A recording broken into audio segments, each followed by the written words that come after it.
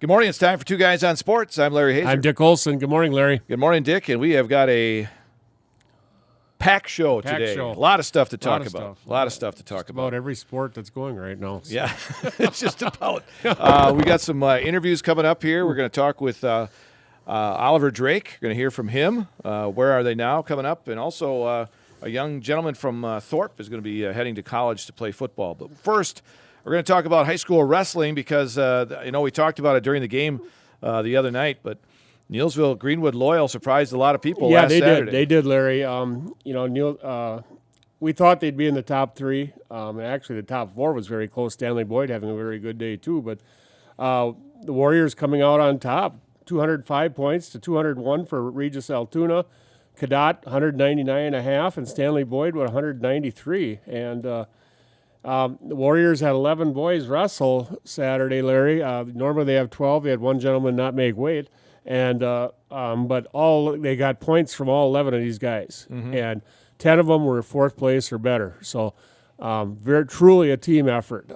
4 individual champions, 2 runners up, 2 thirds, 2 fourths, and a fifth. So really a really nice day for the NGL Warriors. Now we run down the list of conference champs. Anybody there that you see that surprised anybody? Well, I'm going to start right off at 106 with Izzy Sonnentag, and not that.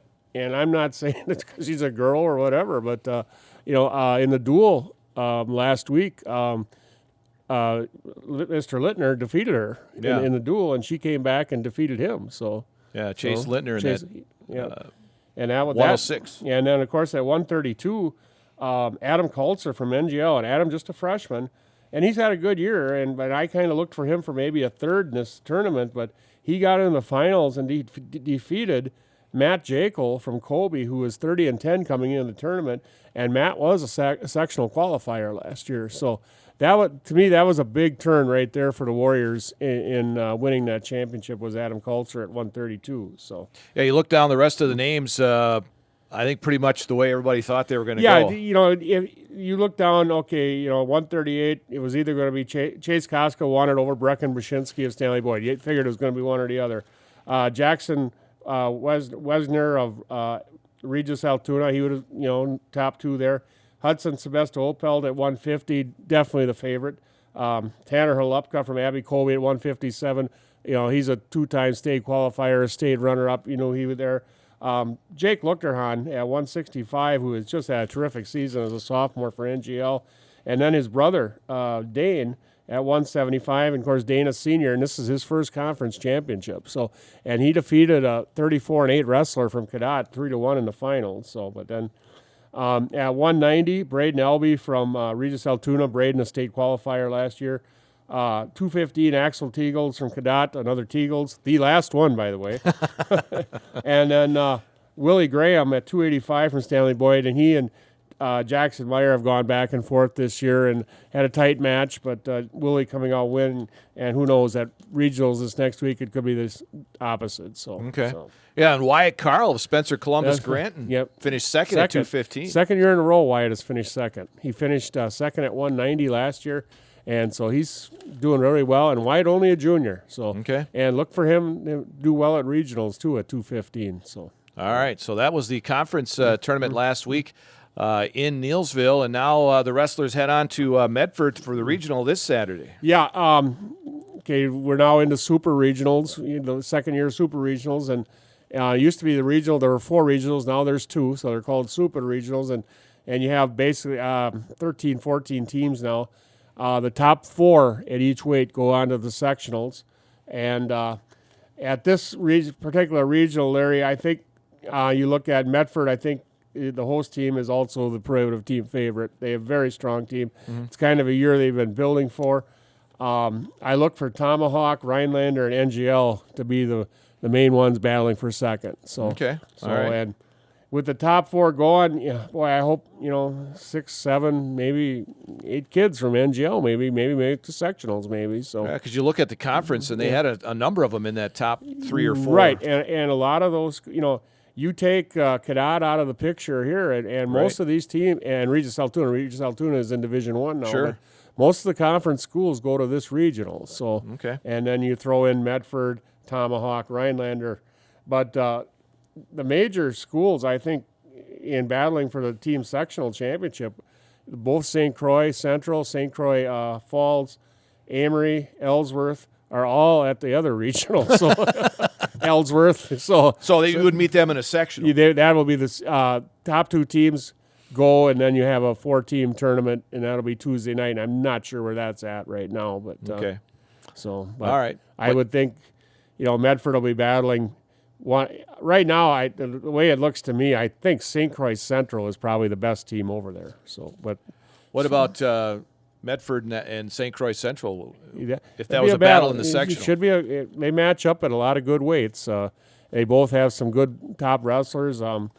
Let's see. Central has Owen Wasley, and he's the top 165-pounder in the state. So, okay. In Division II. Medford just has a lot of balance. They have Gage Loshevitz at 165, and he is a junior, and he is a 2-time state qualifier already. Okay. So the team sectional, by the way, is going to be at Somerset. Okay. And then the individual sectional is at Tomahawk. Okay, that is different because usually you're going over, Neillsville's had it a couple times, but Amory, Osceola, right. Tomahawk Sure. is a new venue. Yeah. So, yep, that's where the sectional will be. And probably the teams over in that area are probably a little happy too. So yeah, you're right. So let's talk about Marshall a little too, Larry. Well, Marshall Tigers were second behind Wisconsin Rapids in the Valley Conference tournament last weekend. John Sternweiss, his second consecutive title. Caleb Dene, his second title, still undefeated on the season. And Owen Griesbach won his first individual title. So the Tigers this weekend, they are at the D.C. Everest Regional, where they will be the favorite.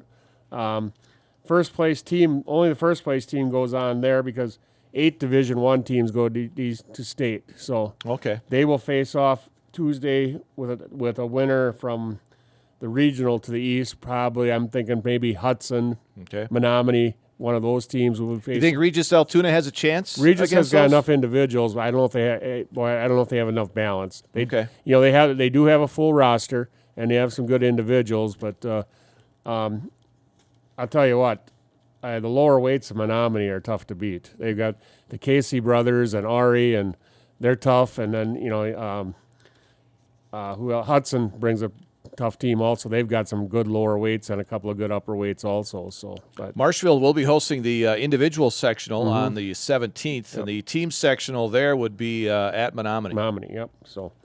But I look for Marshfield to be in there, and they will. I think they can go with anybody over there as far as facing them. So we'll see. Yeah, that'd be nice. Yeah. So then D3, we have one whale of a regional at Auburndale. We talked last week about Stratford, Marathon, and Auburndale, being the top 3 teams in the Marewood for the wrestling, actually Marathon winning. All those teams are at Auburndale, along with Cadott and Boyceville from the one of the best teams in the Dunn St. Croix. So one of the better D3 regionals you'll run into, and this will be a dogfight to see who comes out of there. So even individually. Yeah, I said, you look at Stratford, Marathon, and Auburndale dominated the Marewood champion. They had most of them anyway. Right. Schwamigan, I believe, had 1. Phillips maybe had 2. But all these teams have good point scorers, as does Cadott too. Of course, Cadott will not have Izzy wrestling, no. Okay, yeah. Izzy is going to the girls' tournament now, so they will be minus a 106-pounder. So that could hurt them a little bit. She brings a lot of points there, but. Boyceville, very, very traditional, and a lot of good athletes up there, too. So the team sectional there will be at Cadott next Tuesday, and the individual sectional will be at Edgar on the 17th. Yep. Again, the top 4 from each of the weight divisions go on to the individual sectionals, and the top 2 teams in Division 2 and 3 go on to the team sectionals, and the top team from the sectionals in Division 1 move on. And then the first weekend in March is at the Fieldhouse in Madison, and you'll have 8 teams in Division 1, 4 in Division 2, and 4 in Division 3. So, for the team championship. So wrestling, the tournament getting underway this weekend. It's underway. Yeah, they're the first ones. They're the first ones. Then we get to hockey, which we'll talk about here in just a little bit. But first, girls and boys basketball, as they are wrapping up their conference seasons here. The girls will be tomorrow night. As I kind of tabulated the girls' conference winning streak. And I went back, and they won the last 13 back in 2019, 2020. Yeah, as my memory serves, that Gilman was the last team to beat them Yes, in 2019. Yep. So December 5th, 2019, they lost by 1 up in Gilman. And that was the last loss. So they won the last 13 that year, and then they won 14, 16, and 14. Okay. And it adds up to 57 in a row coming into this year. So they've won 70 now. Which is a milestone. Yes. So they've won 70 in a row going into tomorrow night's game. And that is tremendous. So it just hats off to consistently that program comes out every year, and they're going to get everybody's best shot when they play them. And it's just. And they went into Kobe Tuesday night and took care of business. Yep. Like you say, They also clinched, I believe, last week their 5th conference championship in a row. Yep. Eastern Cloverbell Conference. I believe Kobe was the last team, other than Neillsville, to win a conference championship. Yes. Am I right? Yep. Colby was the last one. Yep. All right, and then we had the big game over. Well, first Greenwood.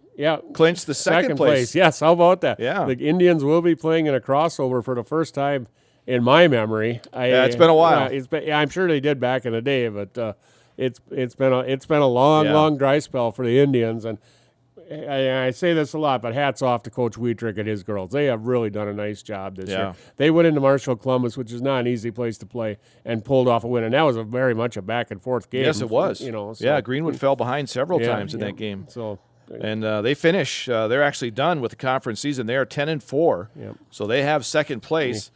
And Loyal's also done in the conference. They finish at 8-6. And again, the crossover games for the Cloverbell for the girls are next Thursday, 3rd through 8th. And then the first and second are Saturday in Osseo. Yep, the 17th. That'll be Saturday night. The second place game starts at 6. And we have no idea what's happening in the West after Tuesday night. So. No, because Fall Creek beat McDonald Central. So now Fall Creek is 12-1, and McDonald Central is 11-1. McDonald is playing Regis tonight. And Regis is 9-3. And Regis is the third place team, so nothing is guaranteed in stone. So they have to play. McDonald plays at Regis tonight, and then they play at Thorpe tomorrow night. Okay. And Fall Creek will be at Cadott tomorrow night. But that's hats off to Fall Creek for taking care. That's one that pretty much thought McDonald maybe get and it'd be done, but. Hats off to them for getting that win. That is big. So those two teams will be in the first and second place. We just don't know who. Which one will be at what game? And if they finish in a tie, I think it's some kind of points thing. Isn't that the case? Yeah, because I remember they beat each other. Yeah, that year when Neillsville and Spencer were tied for first in boys. It came down to like halves led or quarters led or something like that. Yeah, it was really something off the wall, Got to do something. Thought it'd been easier to flip a coin. I guess you got to do something. Again, Neillsville will wrap up the conference season tomorrow night when they host Spencer at the Fieldhouse, and we'll have that game for you on 92.7 WPKG. And then Monday night they are going down to Bangor, and that is a kind of a neat late non-conference game there because Bangor, a very good D4 team, also will be in the same sectional as the Warriors, and Warriors can find out a lot about themselves there. So. Yeah, because Bangor, the last look I had only had 3 losses. Right, just like Neillsville. And Neillsville. It happened, Larry. They moved off 10th in the rankings. They've moved up to 9th. Yes, the latest. They have been 10th for a long time here. Yeah, the WIS Sports rankings have the Warriors at number 9 this week. Kewanee actually moved. I see that down a couple of spots, and Laconia still number 1 in Division 4. Yep. McDonald Central number 2, but I noticed Fall Creek nowhere to be found, and I find that interesting. Yeah. But you watch next week; they'll be back in there with this win over McDonald. I would think they would. I think they will make an appearance. So. I would think they would. And it's you kind of wish, you would like a lot of other rankings where they would list a few teams that receive votes or whatever, honorable mention, whatever, and then maybe you could see the next 5 teams or whatever was coming. But I would have to imagine Fall Creek is right there knocking on the door. So. Assumption still number 1 in Division 5, unbeaten. They've had a few tests here lately, though. They've been close, and I don't think they ever made up that game with Aquinas either. I don't believe. No, I don't think they got it canceled the second time they tried to play it too. So that would have been an interesting matchup, and they would have probably win or lose. It probably been a good game for them to play anyway. Sure. Aquinas ranked number 7 in Division 3 this week in the latest WISSports.net coaches poll. All right, for the boys, the Neillsville boys. They've got one coming up tonight, and they better bring their game. Not the game they had Tuesday night. I said they have played so many good games in a row since Christmas, Larry. Sooner or later, I guess they were due to have a dog, and the dog got out of the pen the other night because the Warriors just seemed flat-footed and just every bounce went against them, and couldn't get shots to go in. Boy, I'll tell you, I've never seen so many shots that fell short in a long time.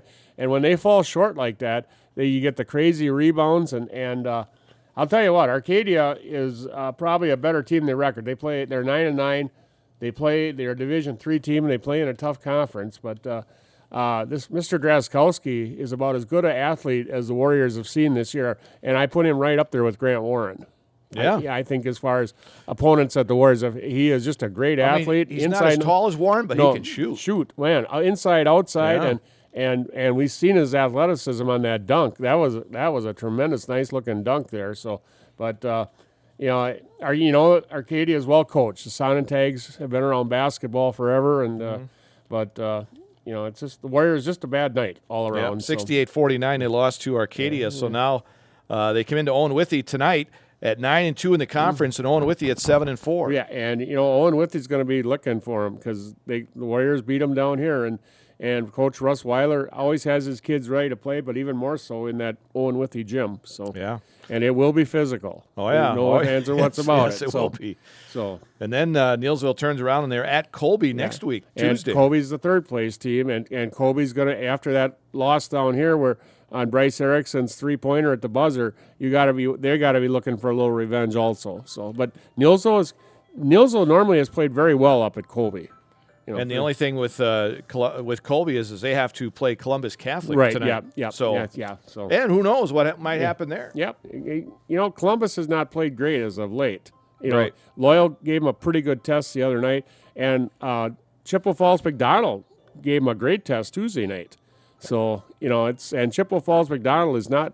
They lost a lot of seniors off last year's state qualifier team, so they gave Columbus all they wanted the other night. So yeah, so that could be some change in the standings after tonight. We'll see what happens. If everything, but then if Neillsville would beat Owen Withee and Columbus beats Colby, then Tuesday night's game really doesn't mean much, except pride, I guess. So, yeah. But we'll see. We'll see what happens. Yeah. That's why they play the games. That's right. Why they play the games. And I want to see how Colby comes out after that game down here. Because they played very well down here. Yeah. You hate to say it was a game where you wish nobody would lose. So but.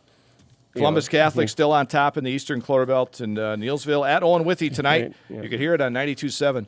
Should be a good one. Starting at 7:15 tonight. All right, boys and girls hockey.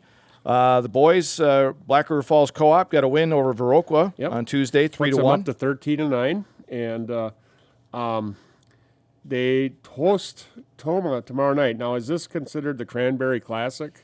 The Cranberry Cup? It could be. I don't know. I think it is. Okay. Did they play them earlier this season? I don't know. I have no idea. On their schedule. This might be the Cranberry Cup. Okay. I know they had a tournament at Toma earlier in the year. But okay. Anyway, Wyatt Hanna from Neillsville, Larry, last week against Aquinas had a two-goal game. Wyatt so far in the year now has 5 goals and 8 assists, so he's having an excellent year. Zachary Magnus 4 goals and 2 assists, and Ryan Magnuson 4 assists. So the local boys really helping.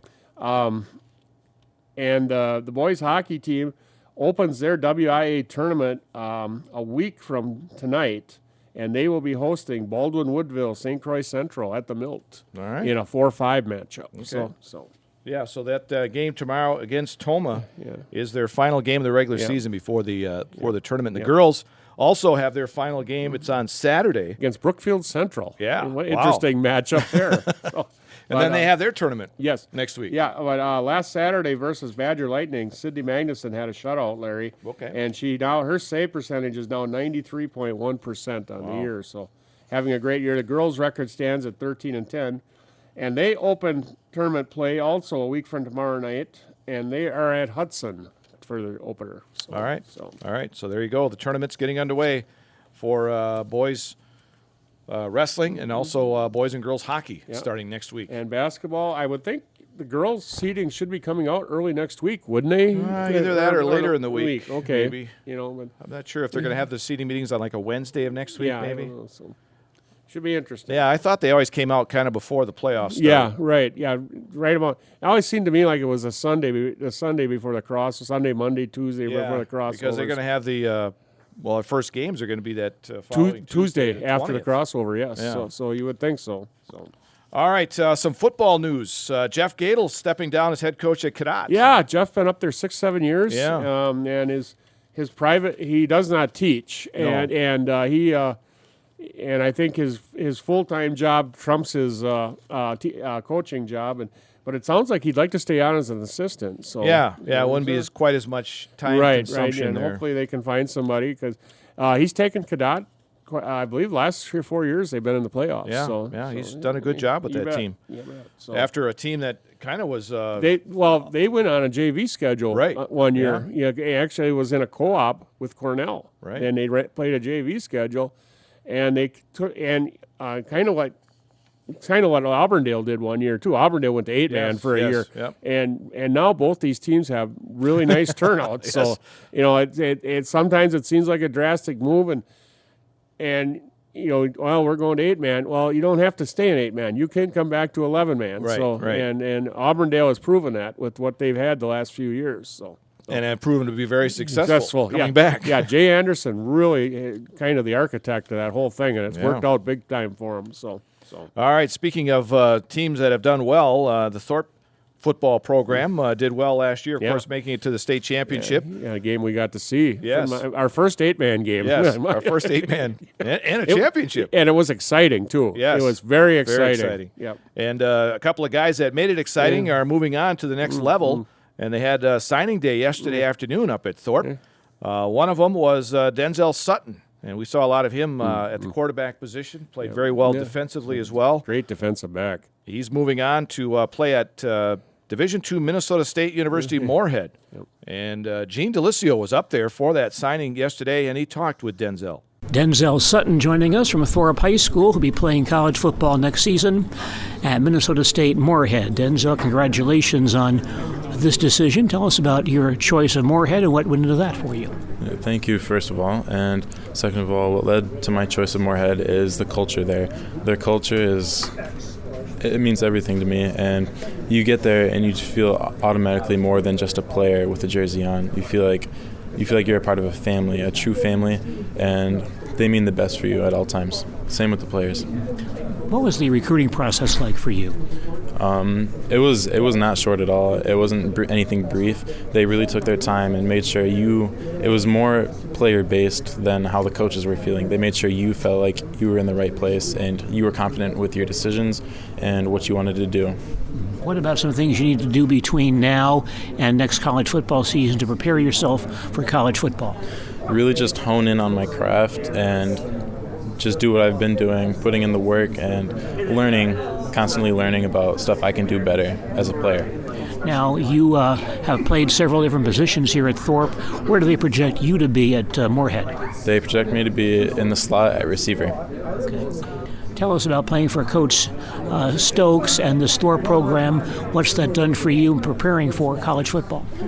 The atmosphere here under Coach Stokes it's kind of like a college program because he has a lot of experience, semi-pro, college ball, all of that, and he's coached at the college level. So he makes sure everything is in check. We're a very disciplined team, and our practices are really high intensity, and it really prepares you. All right. How about your studies at Moorhead?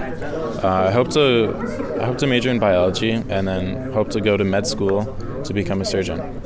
All right, so good luck to him and Logan Hansen as well. Maybe we'll hear from him a little bit later. I didn't see where Logan is going Dordt University in Sioux Center, Iowa. Okay. It's an NAIA Division II school. I know a kid who went wrestling there from Bayport. I did not hear that of that school. Yeah, I heard that's the only time I've ever heard of it too. But because in Wisconsin we don't have a lot of NAIA schools. No. We have St. Norbert and a few of them, but the the WIAC, I should say. I always say the WC. Yeah. That when they went to NCAA 3, that really cleaned out the NAIA in this state. So. Yeah, and Hansen, by the way, is the all-time leading rusher in Thorpe history. He's great. He's a good one, too. Yes, he is. And I'll tell you what, both those guys, Sutton and Hansen, are excellent defensive players also. So. Yeah, and it was fun to watch them guys play eight-man football. Yeah, that was something special. Both teams. Yeah. You know, that team from up north too was very good too. So.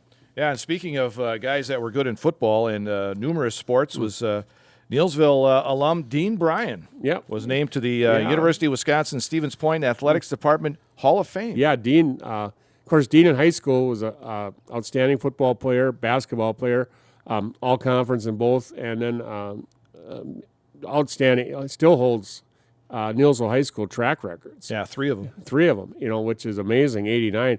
And you look at some of the kids that have come out since 1989, Larry, and that he still holds that. But, Dean then went on to the University of Wisconsin at Stevens Point, where he played football and ran track.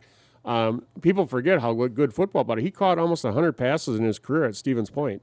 And then set numerous track records for the pointers that still stand today also. He still holds the outdoor and indoor record for 400-meter dash. And I believe he had like 6 All-American honors in his career. So his the WIAC indoor record, he had that in 1991, 48.23 seconds. That's nuts. I ran the 400 as a senior in high school, and 48.23 is like a dead sprint. Yeah, because isn't 52, 53 kind of the norm for high school? And that's kind of the numbers you see at the state level. Yeah, but 48, that is like a wow. I could see Dean Bryan sprinting. Oh yeah, because that's a. And then, of course, then Dean came back to Neillsville after graduation, was a girls' basketball coach here for several years, and then ended up in Marshfield, where he was on Denny Gadel's, both Len Lukey and Denny Gadel's staff. He was Denny Gadel's offensive coordinator for a long time, and he also was part of Heidi Michaels' girls' basketball staff, and he was a big driving factor. They call it the Tiger, I believe the Tiger Tots, and that's their youth basketball. Oh, okay. And Dean was a real big part of that. So, okay. So, all right. So. So congratulations to Dean making the UWSP Hall of Fame class. By the way, that will be in October is when that induction ceremony will be. Congratulations, Dean. Well deserved. You bet. And that takes us to Where Are They Now? And we've got Gene Delisio back with us to talk with Oliver Drake. Now, we mentioned him a little while ago. Yeah, well, a couple years ago, Oliver was still in college coaching. I believe he won his 200th career game, and we talked about him that day. And, of course, Oliver graduated from here in Neillsville in 1995, I believe, and outstanding football player, basketball player, and ran track, similar to Dean Bryan.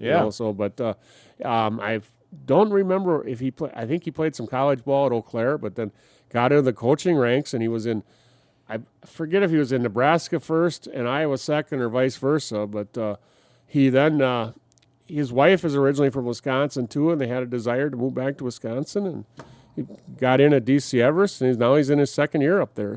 And Gene had a chance to talk with Oliver, and here's how that conversation went with him. Stay with us now as we visit with DC Everest basketball coach Oliver Drake. A lot of fans in central Wisconsin know Coach Drake from his many years as a standout at Neillsville High School, then in the college ranks as well. First of all, Coach, thanks for joining us. And if you would, tell us about the journey that brought you from the college ranks back here to central Wisconsin to DC Everest a year ago. Yeah, well, like you said, I'm originally from Neillsville. I was born in Marshfield, and so I spent 19 years at the college level, 12 of them as a head college coach, and had a great experience in Iowa and Nebraska, and it was just, you get to a point in your life where other things are more important than just your profession. And I have a 13-year-old and a 10-year-old and a wife who's from Wisconsin as well. So we made a decision as a family that we were going to move back to Wisconsin just to be closer to family and friends, and so. That's what's brought us here. We're excited to be back here and really cherish those 19 years at the college level. Learned a lot, got to experience a lot of different things, and hopefully I can bring some of those to DC Everest. As you mentioned, long time as a college head coach. What's it been like for you going back to the high school ranks now? Yeah, it's different. It's certainly different, but coaching's coaching, and really good coaches like Coach Fisher at Marshfield would be really good coaches anywhere. And so coaching is coaching. It's building relationships. It's establishing non-negotiables with your team. It's about playing the game the right way, about holding people accountable, and really about taking advantage of your opportunities in life and really being thankful for those opportunities, because what we get to do every day is an absolute blessing, and just building a culture and a team the right way. And so I really believe good coaches see no level, good basketball sees no level. And so I've been fortunate to coach against a lot of other good programs and good teams, and it's no different in the Wisconsin Valley. There's a lot of really good teams and coaches, and so it's been a lot of fun. Well, you had good success on the college level. Could you kind of summarize your years at Ashford and Midland and how that went for you? Yeah, at Ashford, we had the 5 best seasons in school history. We won 20 games every single year we were there. We made the national tournament 3 times, including a Sweet 16. We then got the job at Midland and made the national tournament one of our years there for only the 6th time in school history. So we had a lot of success. And here's the deal: with success means you had really good players, and we had really good players that would buy into what we were teaching them. They would work really, really hard for us. They understood you got to sacrifice yourself to be a part of something bigger than you, and it was an awesome journey, a lot of fun in those 12 years as a college coach. And not only that, but I got an opportunity to be with Team USA and the U18 team, and got to coach alongside Bill Self was the head coach of that team, and so got to coach some guys that are in the NBA now and do some different things like that too. So ton of awesome experiences at the college level, and again, basketball's basketball, and that's the biggest thing that I can take away from all this is it doesn't matter if you're coaching 8th grade or you're Bill Self and the coach at Kansas, the game comes down to the same things.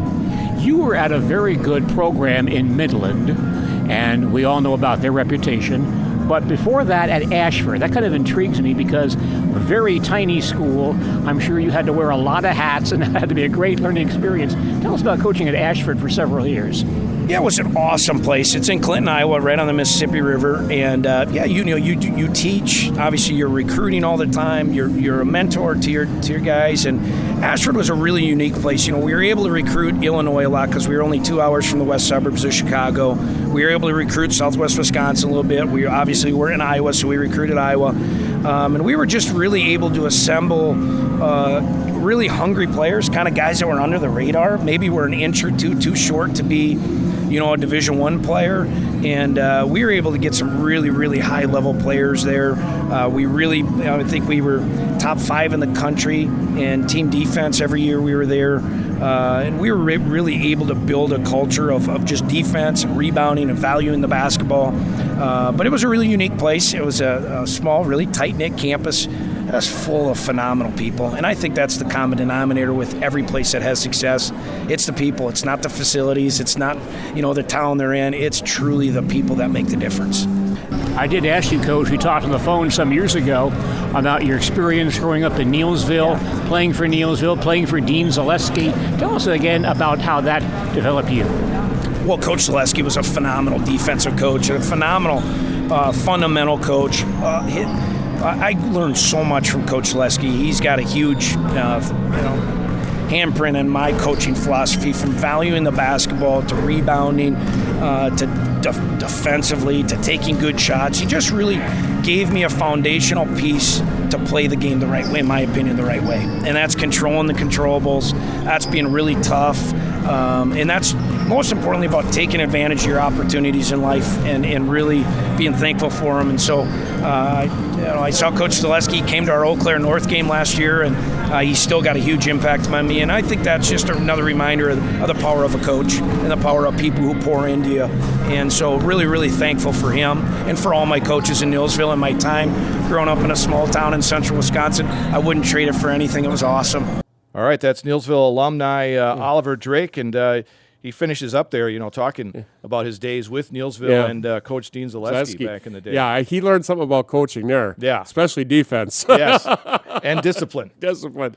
A lot of passing in the Zaleski offense. Yeah, people forget about Dean Zaleski, but he was an outstanding coach here. And those probably were some of the best defensive teams Neillsville ever had when Dean was here. And I've known Dean quite a bit my almost whole life, and just an outstanding individual, too. You talk about a guy that was wanted the fundamentals. Yeah, he was the guy. Yeah, he's up in Eau Claire these days. He sells insurance for his brother. Mm-hmm. So. All right.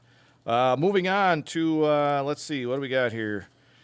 College basketball, the Badgers moved down a couple of notches in the... I thought they'd go drop a little more, but they only they're out 5 or 6 slots down to like 11, but they did play a very respectable game against Purdue. Yeah. But Zach Eide he's way more than they got to control. I thought the loss to was it Nebraska? I thought that might knock them down a few more notches. They had a 16-point lead at halftime and just let that one slip. And so, but they're at Rutgers Saturday, and then they host Ohio State Tuesday. So, so it's hopefully they can bounce back. Marquette is back up to number 7 in the rankings, Larry. They had fell down in the teens for a little bit, but they are hosting St. John's Saturday, and then they go to a place where they have really had trouble. At Butler. They have really had trouble at Butler Fieldhouse. So, Well, it's one of those places it's tough to play. But it's both these teams trying to, getting their NCAA hopes ready, and every win helps for seeding. Helps the seeding. That's right. Going to college football, I just read yesterday that Nick Saban is going to ESPN. Okay. He's going to be serve as an analyst on College Game Day. Okay. And he's also going to lend his expertise across many of their platforms on a variety of events, including the NFL Draft and SEC Media Days. I wonder if he'll replace somebody on College Game Day. Hard to say, Yeah, so. I don't know. Maybe the guy in the middle there. Yeah, I forget his name, the old boy, Lee Corso. Oh, yeah. Or I was thinking maybe Pat McAfee. That would hurt. That'd be a little more credibility. Lee Corso is getting up there. Yeah. But he's part of the reason people watch that, too, because of his outrageous predictions. But not so fast there, Yes. Well, we'll see what happens. Yeah. But he's going to be joining the College Game Day ranks. Let's see here. We got, the Super Bowl is coming up. Is that right? Okay. Yeah. Or you want something else before we get into that? Well, I will talk Packers after that. Okay. All right. Yeah, Super Bowl's Sunday, and I don't know, there's about a zillion things you can bet on. Yeah, I was just going to talk about that. Betting is becoming a bigger part of the Super Bowl, and of course, it's in Vegas this year, so that really makes that triples it. Yes, 67.8 million adults could combine to bet $23.1 billion. A survey said. Caesars Sportsbook reported last week taking a $1 million bet on the 49ers to win the game straight up. Wow. Yeah, that's and right now I think they're still a 2-point favorite. 2-point favorite. We'll see. But the most popular prop bet is the player to score the game's first touchdown. Yeah, that usually is. It's generally the first. And then the weirdest prop bet, it's either the coin toss or the color of the Gatorade dumped on the winning coach. Okay. And Caesars Sportsbook reported last week taking a $100,000 wager on the Super Bowl coin flip to land tails. Okay. That's ridiculous. They got money to throw around there, I guess. So. Another one I heard is how long it'll take Reba McEntire to sing the national anthem.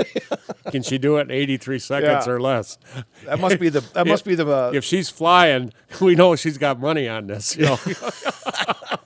Or she's nervous. If she goes fast. Yeah.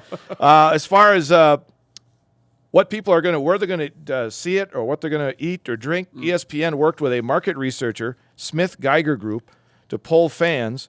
2,049 Americans responded to the survey. Of those responded, 74% said they plan to watch at least part of the game. They plan to watch it 51% at home alone or with immediate family. 43% said they are most excited about the game itself, while 22% said the commercials and 19% said the halftime show. Yeah. And about the go-to main course, chicken wings. Chicken wings, yeah. 32%, 25% said pizza. And soda was the favorite beverage over beer. It is not by much, but it is a Sunday. You got to get up the next day unless you call in sick. Yeah. I would think the Monday after the Super Bowl is probably one of the highly missed absentee days in workplaces. I would, yes. But it should be a great game, Larry. I would think it would be. I like this matchup. It's two teams you would have thought at the beginning of the season would be right there. To me, the Chiefs are playing the best ball of the two right now. Right. Going into Buffalo and going into Baltimore, getting wins to me was tremendous. Whereas the 49ers had to rally to beat both the Packers and the Lions. So, but 2 weeks off means something too. Sometimes those teams lose their edge in that 2 weeks too. So, and it's interesting. You just mentioned how the Chiefs got in and how the 49ers, but the 49ers are still favored by 2. Yeah. I don't know. So I don't know if that's good or bad to be favored. I said 2 points is nothing. Yeah, that's a gimme. That's kind of a toss-up. I don't know where they come up with 2 points, because chances are there's not going to be a safety in the game. Right. Chances are not, no. 5:30, by the way, is kickoff on CBS, Nickelodeon, and Paramount Plus. Yeah, I would imagine pregame shows probably start somewhere around noon, I guess. Well, they've already started. Yeah, that's true. On the NFL Network. Yeah, they've been on it all the time. ESPN, yeah. Yes. So. What about the Packers? What do you got? Jeff Hatley, former Boston College head coach, is now the new defensive coordinator. And Some have liked it, some don't. I don't know. He has a lot of pro experience with Tampa Bay, Cleveland, and San Francisco, all as defensive backs coach. So it kind of bring a little different, more perspective. Okay.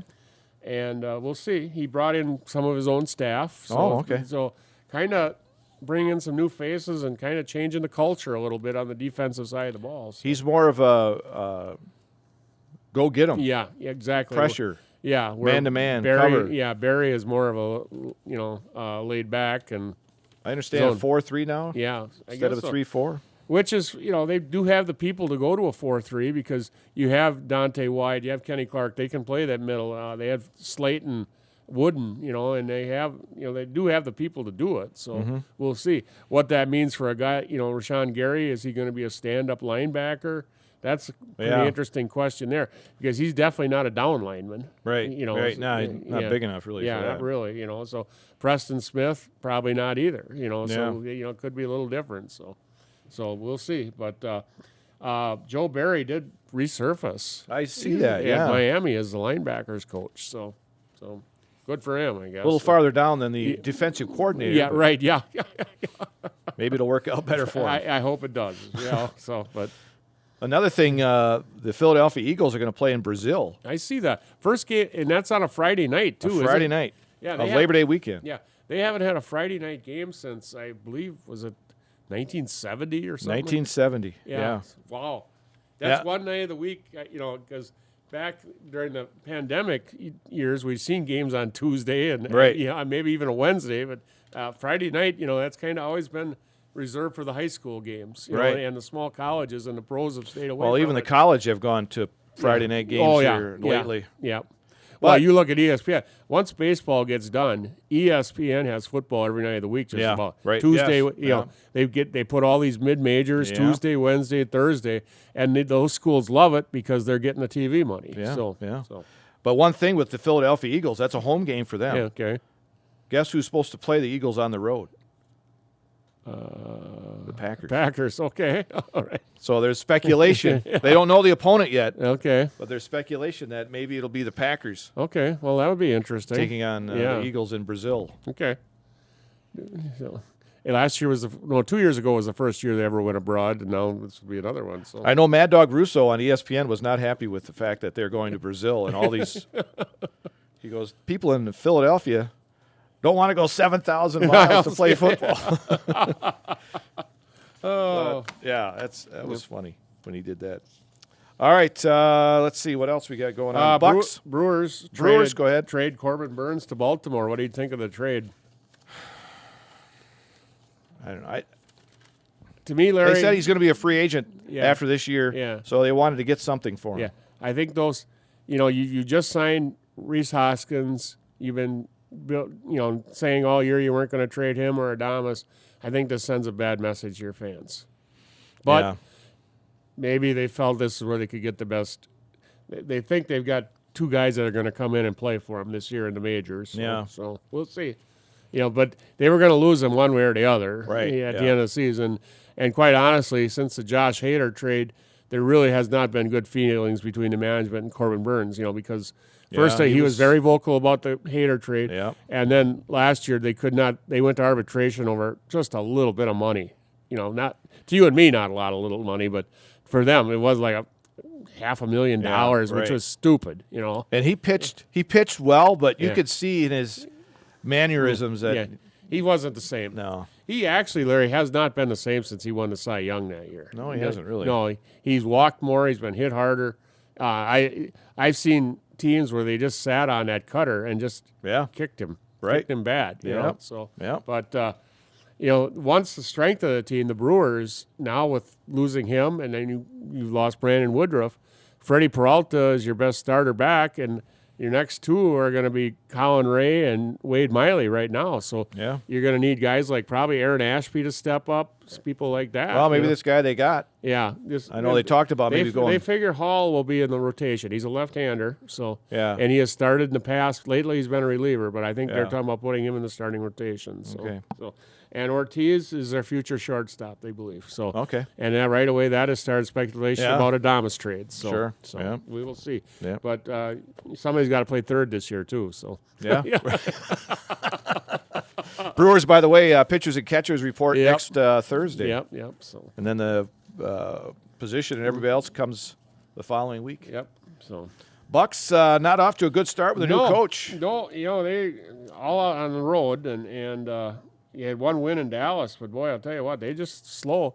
They're not allowing a lot of points, but they're letting so many leads get away. they're From not them. scoring like they used to. No, they weren't. So, but that win over Dallas made Doc Rivers the Eastern Conference coach All-Star at an All-Star game. He said he was going to give his All-Star share to Adrian Griffin, though, Yep. so Yep. which is very decent of him. Yeah, So, and the reason, if you're not familiar with why it happened, the Bucks finished with the best record in the East at the time yeah.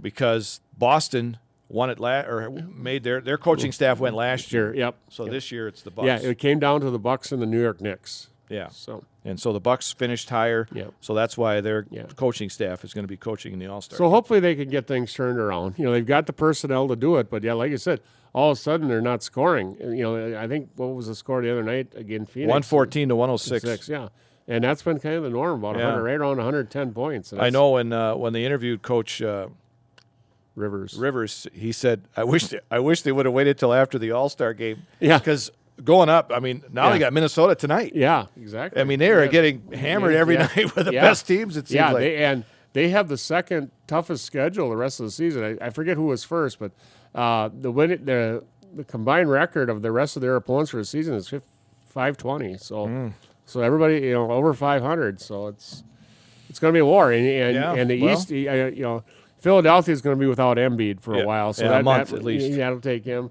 We'll see. But they've had trouble with Cleveland this year. They've had trouble with Indiana. Not to say Boston. Oh boy, just you need to get her turned around quick. So Yeah. Well, we've got a big one tonight over in Owen-Withee as Neillsville takes on the Blackhawks in boys basketball, 7:15 on 92.7 WPKG. Dick and I will be up there for that one tonight. That'll do it for Two Guys on Sports. I'm Larry Hazer. I'm Dick Olson. We'll talk to you next week.